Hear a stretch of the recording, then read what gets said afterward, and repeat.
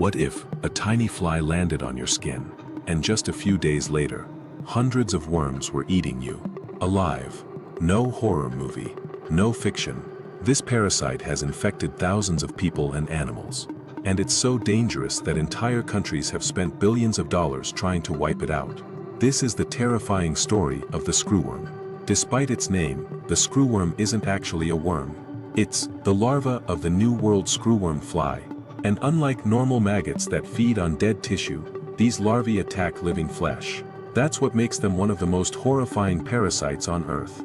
The attack begins with something incredibly small, a tiny cut, a scratch, or even the belly button of a newborn animal. The female fly quickly lays hundreds of eggs inside the open wound. Within 12 to 24 hours, the eggs hatch. Tiny larvae emerge, and immediately start burrowing deeper into healthy tissue. Here's the terrifying part. The larvae don't stay on the surface. They dig into the flesh like tiny screws, which is exactly how the screwworm got its name. As they feed, the wound becomes larger, more painful, and starts producing a foul smell that attracts even more flies.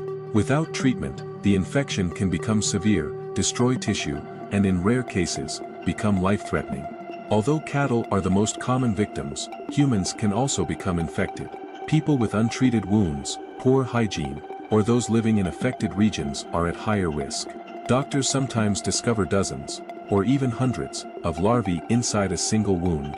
Imagine feeling something moving beneath your skin. That's the reality of a screwworm infection. So, how did scientists fight this nightmare? Not with pesticides, but by releasing millions of sterile male screwworm flies. The females mated with them, but produced no offspring.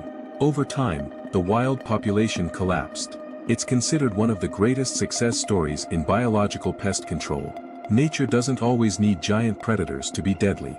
Sometimes, the most terrifying hunter is a tiny fly you barely notice.